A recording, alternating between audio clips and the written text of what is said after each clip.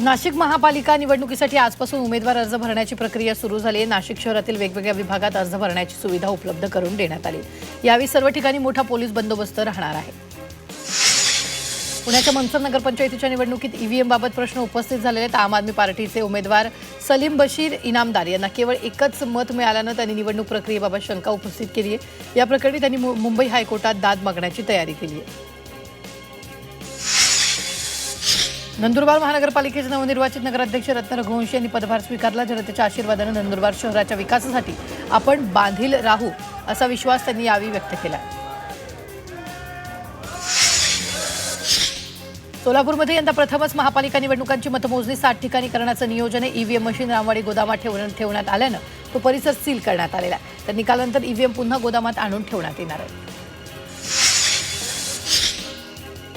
यवतमाळमध्ये भाजपच्या नवनिर्वाचित नगराध्यक्ष प्रियदर्शनी उईके यांची भव्य विजयी मिरवणूक निघाली। यात भाजपच्या 28 विजयी नगरसेवकांचा सहभाग होता। प्रियदर्शनी यांचे वडील आदिवासी विकास मंत्री अशोक उईके हे देखील मिरवणुकीत सहभागी झाले। वाशिम जिल्ह्यातील रिसोड तालुक्यात गोवर्धन गावात 150 वर्षाची दैत्याच्या सोंगाची अखंड परंपरा जोपासली जाते। या परंपरेत आई जगदंबा आणि दैत्याच्या प्रतिरूपात्मक भूमिकेचं सादरीकरण करण्यात येते, ज्याला स्थानिक भाषेत सोंग असं म्हटलं जातं। दरवर्षी या निमित्तानं 2 दिवस भव्य मिरवणूक काढण्यात येते। अमरावतीत डॉक्टर पंजाबराव देशमुख यांच्या 127व्या जयंतीनिमित्त 1000 दिव्यांगांना कृत्रिम अवयव वाटप करण्यात आलं। यामध्ये जयपूर फूडचं वाटप करण्यात येणार असून अवयवाचं माप घेतल्यानंतर केवळ 3 दिवसातच दिव्यांग बांधवांना कृत्रिम अवयव मिळत आहे। परभणीत उसाला पहिली उचल 3000 रुपये देण्याच्या मागणीसाठी शेतकरी आक्रमक झाले। संत जनाबाईंच्या मंदिरातून साखर कारखान्यापर्यंत शेतकऱ्यांनी दिंडी काढून 4000 रुपये प्रति मेट्रिक टन दराची मागणी केली। यावेळी पोलिसांनी शेतकऱ्यांना ताब्यात घेतले। 10 शहरातील सर्वेक्षणात सरासरी 13व्या वर्षीत मुलांना धूम्रपान, मद्यपान तसंच अंमली पदार्थाचं व्यसन सुरू असल्याचं धक्कादायक वास्तव समोर आलं। भारतातील 10 प्रमुख शहरातील 5920 शाळकरी विद्यार्थ्यांचं सर्वेक्षण करण्यात आलं। यात 8वी, 9वी, 11वी आणि 12वी शिकणाऱ्या मुलांना व्यसन असल्याचं समोर आलेलं आहे। रत्नागिरीतल्या मिरजोळे गावात गवारेड्याचं दर्शन झालं। हनुमाननगर परिसरात गवारेड्यांचा रस्त्यावर मुक्त संचार दिसून आला। वन्य प्राण्यांचा मानवी वस्तीत वावर वाढल्यानं त्याचा वन विभागानं बंदोबस्त करण्याची मागणी होती।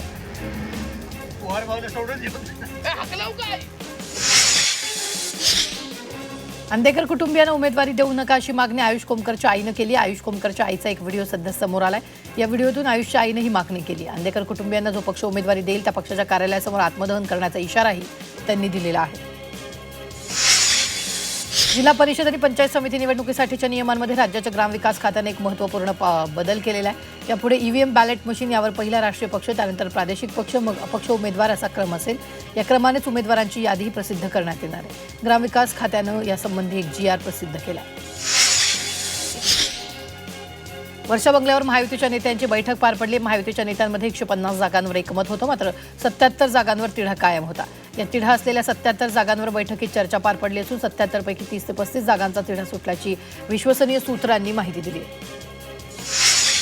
शिंदेंच्या शिवसेनेची आज पुन्हा एकदा बैठक होणार आहे। उपमुख्यमंत्री एकनाथ शिंदेंच्या नंदनवन या शासकीय निवासस्थानी शिवसेनेची बैठक पार पडेल। वर्षा निवासस्थानी काल झालेल्या बैठकीनंतर आज पुन्हा शिवसेनेची बैठक पार पडेल। काल मुख्यमंत्री देवेंद्र फडणवीस यांच्या वर्षा निवासस्थानी जागा वाटपासंदर्भात बैठक पार पडली। रात्री उशिरापर्यंत जागा वाटपावर खलबतं झाली। त्यानंतर आता पुन्हा आज सकाळी 10 वाजता शिवसेनेची बैठक होणार आहे। ठाकरे बंधूंकडे लक्ष देण्याची गरज नाही असं वक्तव्य मंत्री आशिष जयस्वाल यांनी केले। ठाकरे बंधूंना सुचलेले उशिराचं शहाणपण आहे अशी टीकाही त्यांनी केली आहे।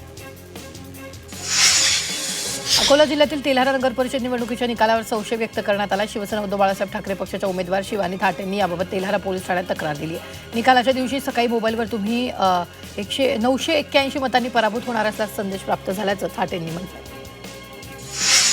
खासदार सुप्रिया सुळे इच्छुक उमेदवारांच्या अंतिम मुलाखती आज पुण्यात घेणार आहेत। दोन्ही राष्ट्रवादी एकत्र येण्याच्या चर्चेनंतर सुप्रिया सुळेंचा पुणे दौरा महत्त्वाचा आहे। खासदार सुप्रिया सुळे दुपारी 4ला पक्ष कार्यालयात इच्छुक उमेदवारांच्या मुलाखती घेऊन मतं जाणून घेतील। खासदार सुप्रिया सुळे पवार यांच्या मुलाखतीनंतरच उमेदवारी यादी जाहीर होणार। पुण्यात दोन्ही राष्ट्रवादीच्या आघाडीची जोरदार चर्चा सुरू आहे, मात्र आघाडीचे घोडं चिन्हावर अडलं असल्याची माहिती आहे। पुढील 2 दिवसात अंतिम निर्णयाची शक्यता आहे।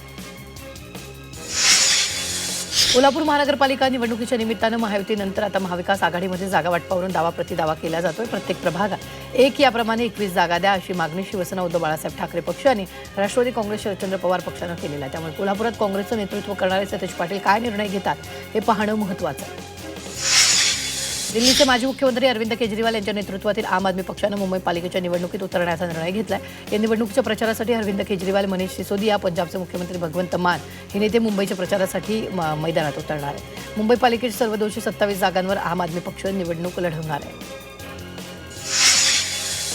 निवडणूक विभागाकडून चहा नाश्ता जेवणाचं दरपत्रक जाहीर करण्यात आले। नगरपालिका निवडणुकीत उमेदवारांच्या खर्चावर पूर्णपणे नियंत्रण ठेवण्यासाठी ही दरपत्रक जाहीर केले। प्रचार सभांमधील चहा कप, नाश्ता प्लेट, जेवण थाळी, सँडविचसह इतर लहान मोठ्या खर्चाचे दर निश्चित केले। त्यामुळे आपल्या उमेदवारांना कार्यकर्त्यांसाठी केलेल्या खर्चावर नियंत्रण येणार आहे। मालेगाव महानगरपालिका निवडणूक मतदार याद्यांसाठी 83,000 रुपये मोजावे लागणार आहेत। राज्य निवडणूक आयोगानं यंदा याद्यांची प्रतिपुष्ट 2 रुपये दराने विक्रीचे आदेश दिले। 29 प्रभागाच्या याद्या खरेदीसाठी तब्बल 83,000 रुपये मोजावे लागत आहेत। 2 दिवसात 40 याद्यांची विक्री झाली। संभाजीनगर महानगरपालिका निवडणुकीची रणधुमाळी सुरू झाली। आजपासून अधिकृतपणे उमेदवारी अर्ज भरण्यास सुरुवात होती। या 30 डिसेंबरपर्यंत इच्छुकांना आपले अर्ज दाखल करता येणार आहेत। या निवडणुकीसाठी 11,18,000 मतदार मतदानाचा हक्क बजावणार आहेत। पुणे महापालिका निवडणुकीसाठी आजपासून उमेदवारी अर्जाची स्वीकृती होणार आहे। शहरातील 15 कार्यालयांमध्ये उमेदवारी अर्जाचं वितरण सुरू होणार आहे। जालना महापालिका निवडणुकीसाठी शिवसेना उद्धव ठाकरे पक्षाच्या वतीने इच्छुकांच्या मुलाखती पार पडल्या आहेत। 65 जागांसाठी 126 उमेदवारांनी मुलाखती दिल्या। पक्ष निरीक्षकांच्या उपस्थितीत या मुलाखती घेण्यात आल्या। जालना महापालिका निवडणुकीसाठी महाविकास आघाडीसाठी शिवसेना उद्धव बाळासाहेब ठाकरे पक्ष आणि काँग्रेसची बैठक पार पडली। बैठकीला खासदार कल्याण काळे, जिल्हाध्यक्ष राजाभाऊ देशमुख उपस्थित होते। तर भाजप आणि शिवसेनेची युतीसाठी बैठक पार पडली। बैठकीत शिवसेनेने भाजपला 2 दिवसांचा अल्टिमेटम दिला। धुळे महानगरपालिकेमध्ये महायुती करण्यासाठी प्राथमिक बैठक पार पडली। पालकमंत्री जयकुमार रावल यांच्या प्रमुख उपस्थितीत शिवसेनेचे आमदार मंजुळा गावित, भाजप आमदार अनुप अग्रवाल आणि आमदार राम भदाने यांच्या उपस्थितीत बैठक पार पडली। धुळे महानगरपालिकेच्या निवडणुकीच्या पार्श्वभूमीवर प्रशासनाने सर्वपक्षीय बैठक घेतली। निवडणूक प्रक्रिया सुरळीत, शांततेत आणि नियमात पार पडावी यासाठी आयुक्तांनी ही बैठक घेतलेली आहे। या दरम्यान निवडणूक प्रक्रियेची माहिती देण्यात आली। नाताळ आणि नवीन वर्षानिमित्त राज्यातील पर्यटकांना गोव्यात आणि कोकणात येण्यासाठी विशेष रेल्वे गाड्या सोडल्यात। आता पंजाब ते गोवा विशेष रेल्वेगाडी कोकण मार्गावरून धावणार आहे। तर अमृतसर ते मडगाव रेल्वेगाडीजवळ शेकडो प्रवासी पर्यटकांना दिलासा मिळेल। रायगडच्या महाड नगरपालिकेवर शिवसेनेचा भगवा फडकताच उद्योगमंत्री उदय सामंत यांनी महाडकरांना मोठं गिफ्ट दिलं। एमआयडीसीकडून पुरवल्या जाणाऱ्या पाणी बिलाच्या थकीत 27 कोटींपैकी 17 कोटी रुपये माफ केले। हे थकीत पाणी बिल माफ करावं अशी मागणी नगराध्यक्ष सुनील काविस्कर यांनी केली होती।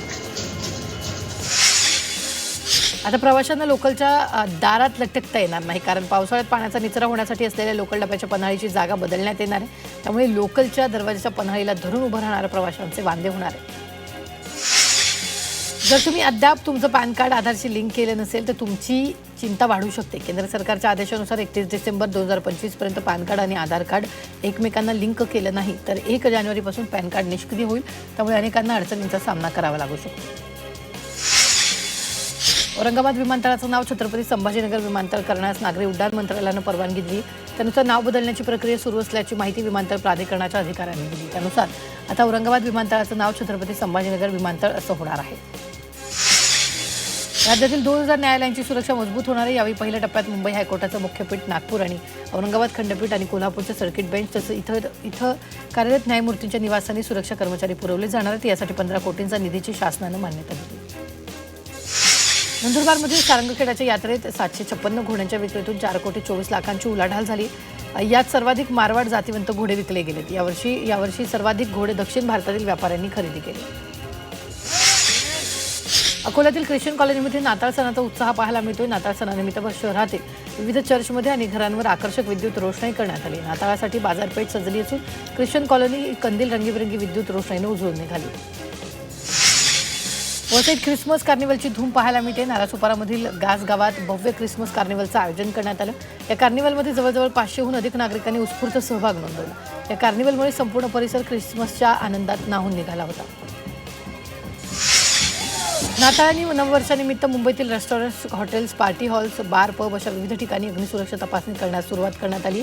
दरम्यान अग्निसुरक्षेबाबतच्या अटींचं पालन न करणाऱ्या कारवाई करण्यात येणार आहे। ही मोहीम 28 डिसेंबरपर्यंत सुरू राहील।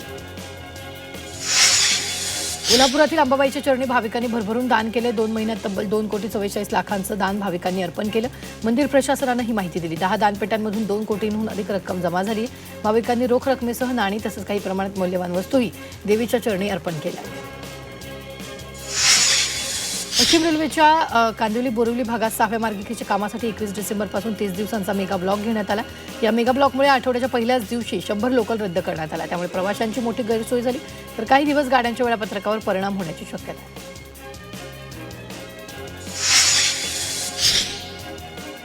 मुंबईतील कांजूरमार्ग कचराभूमीत येणाऱ्या दुर्गंधीवर आणि प्रदूषणावर तोडगा काढण्याचे निर्देश देण्यात आले. मुंबई उच्च न्यायालयाचे संबंधित यंत्रणांनी तात्काळ उपाययोजना करण्याचे निर्देश दिले.